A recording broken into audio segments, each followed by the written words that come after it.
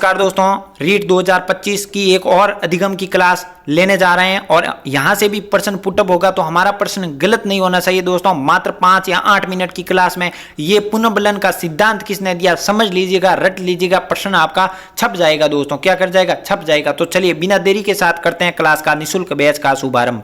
तो देखिए पुनर्बलन का सिद्धांत किसने दिया, मोस्ट इंपोर्टेंट, सबसे ज्यादा अधिक प्रश्न आएगा तो यहां से ही आएगा कि यह सिद्धांत दिया किसने। तो पूरा नाम है क्लार्क लियोनार्ड हल ने यह सिद्धांत दिया दोस्तों। इन्होंने 1915 को दिया और 1930 में इन्होंने व्यवस्थित वापस सिद्धांत को दिया और 1951 में कुछ गड़बड़ियां थी तो वो संशोधन करके पुनः दे दिया। ये अमेरिका के विद्वान थे और व्यवहारवाद, इनके व्यवहारवाद में इन्होंने समर्थन दिया। इनका प्रयोग का क्या नाम था? थॉर्नडाइक का पढ़ा हमने, किसका? बिल्ली का। फिर पावलोव शास्त्रीय अनुबंधन किसका पढ़ा? कुत्ते का प्रयोग अनुकूलन से पहले, अनुकूलन के जो है मध्य, अनुकूलन के बाद। और फिर कौन सा इन्होंने किया कहा? सुए और बिल्ली पर प्रयोग किया। इन्होंने कितनी बार प्रयोग किया? तो 133 बार किया, जिसमें 17 सिद्धियों और 17 उप सिद्धियों के माध्यम से यह सिद्धांत सिद्ध किया। और इनके सिद्धांत का उपनाम आपको मोस्ट इंपोर्टेंट यहां से यही रखना है। पुनर्बलन का सिद्धांत दिया किसने? तो CS हल ने दिया, क्लार्क लियोनार्ड हल ने दिया। और इन सिद्धांत के उपनाम आपको याद होने चाहिए, आपका काम हो जाएगा दोस्तों।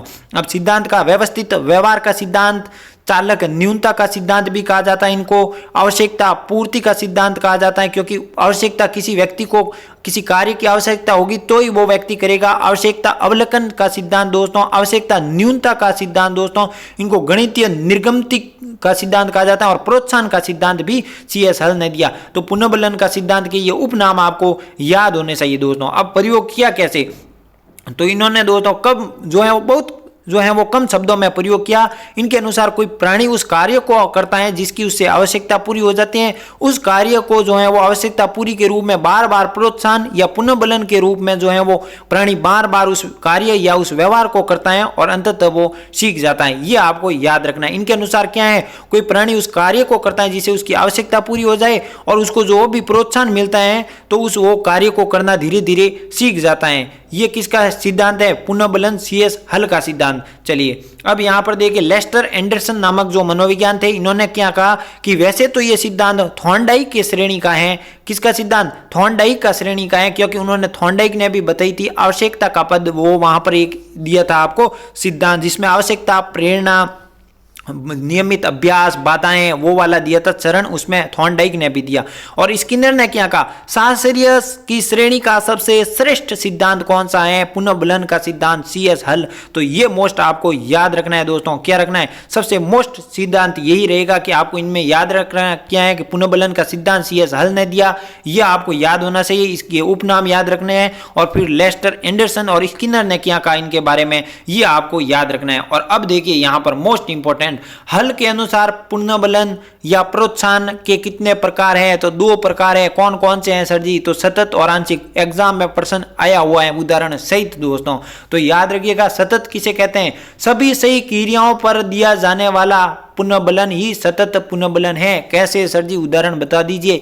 जैसे कि आपको जो है वो आपके मम्मी पापा कहते हैं कि बेटा तू आपको एक कॉपी देते हैं, मान लो वो पढ़ने के लिए पुस्तक, तो उसको जो भी 1 पेज पढ़ेगा तो 1 टॉफी दूंगा आपको, 2 पढ़ेगा तो 2 टॉफी, 3 पेज पढ़ूंगा तो 3 टॉफी दूंगा, 4 पेज पढ़ेगा तो 4 टॉफी दूंगा। मतलब अर्थ क्या है? प्रत्येक पेज पर, प्रत्येक आपकी क्रिया पर वो पुनर्बलन दे रहे हैं आपके माता पिता। तो ये हो गया सतत पुनर्बलन।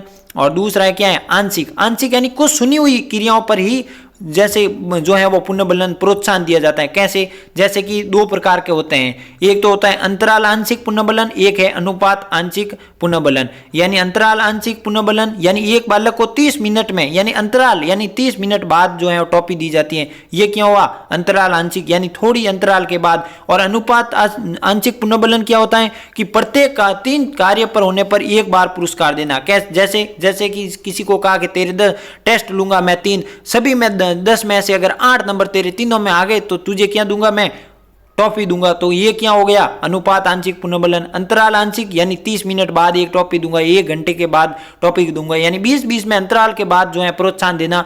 ये हो गया दोस्तों अंतराल आंशिक पुनर्बलन। अगर आपको दोनों में से सर्वश्रेष्ठ पूछ दे, ये भी एग्जाम में प्रश्न आया हुआ है, तो वो करना होगा आंशिक पुनर्बलन इन सतत और आंशिक में से सबसे बढ़िया कौन सा है? तो आंशिक पुनर्बलन सबसे बढ़िया है। चलिए अब देखिए सिद्धांत की इस उपयोगिता देखिए, तो ये सिद्धांत की उपयोगिता क्या है, तो पाठ्यक्रम की विषय वस्तु निर्माण में इस सिद्धांत का उपयोग आता है दोस्तों। पुनर्बलन के महत्व एवं प्रकारों को स्पष्ट करता है, आपने ऊपर देखा सतत और आंशिक। आवश्यकता को सीखने की मूल धारणा को पेश करता है, चालक के महत्व को बताता है, चालक न्यूनता का सिद्धांत भी इसको कहा जाता है, और व्यवस्थित व्यवहार को सीखने में महत्वपूर्ण होता है, इस सिद्धांत का उपनाम है, याद रह जाएगा। आंशिक पुनर्बलन के महत्व को स्वीकारता है, ऊपर आपको याद रखना है, देखिए आंशिक आपको याद रहेगा, व्यवस्थित इस सिद्धांत का उपनाम है, याद रह जाएगा। चालक भी आपको याद रह जाएगा, आवश्यकता की सीखने की मूल धारणा को पेश करता है, यह भी याद रह जाएगा। और पुनर्बलन के महत्व दो प्रकार बताए, सतत और आंशिक, ये भी याद रह जाएगा। और पाठ्यक्रम के विषय वस्तु निर्माण में आपको याद करना है।